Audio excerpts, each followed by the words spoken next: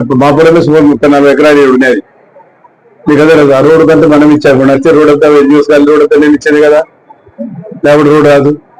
మన కల్లి సిద్దికి స్కూల్కి ఇస్తే అది కూడా నేను ఇచ్చింది కదా.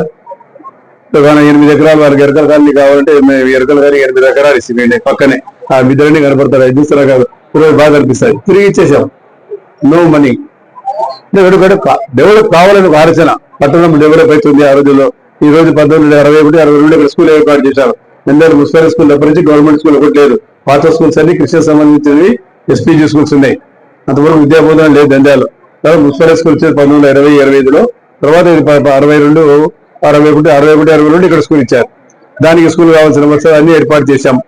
ఈ రోగం కాబట్టి ప్రజల అవసరాల కోసం అన్ని పోతా ఉన్నాయి. మళ్ళీ మనం చేసుకోవాలి, మళ్ళీ దాన్ని మనం మళ్ళీ ఆ రోజులు ఎందుకు పోయినా హెలికాప్టర్ నుండి చంద్రబాబు నాయుడు గారితో పాటు సార్ ఆ రోజులు రాక్ ఫిల్లింగ్ డ్యామ్స్, తర్వాత సార్ చెక్ డ్యామ్స్, మన రాక్ ఏదో కొత్త పేర్లు చెప్పారు, నాకు అదైతే ఆలోచన లేదు. కానీ ట్యాంక్స్, పర్కులేషన్ ట్యాంక్స్, ఈ పర్కులేషన్ ట్యాంక్స్ అన్ని కొండల నుంచి నీళ్లు జారిపోకుండా భూమిలో ఇంకిపోవాలా. ఆ భూమిలో ఇంకిపోతే భూమిలో నీళ్లు రీఛార్జ్ అయితే ఆ నీళ్లు వస్తే మనం బోరింగ్ ద్వారా. ఎందుకంటే మనకు ఆ పరిస్థితి ఆ రోజులు ఉండేది రాయలసీమలో.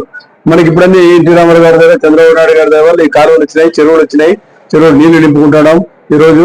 కాబట్టి నీళ్ళు అవసరాలు ఉన్నాయి, మనం నీళ్లు ఉన్నాయి కాబట్టి మనం ఇక ఈ ప్రాంతంలో మన చెట్టు పెంచుకోవడం బాగుంటుంది.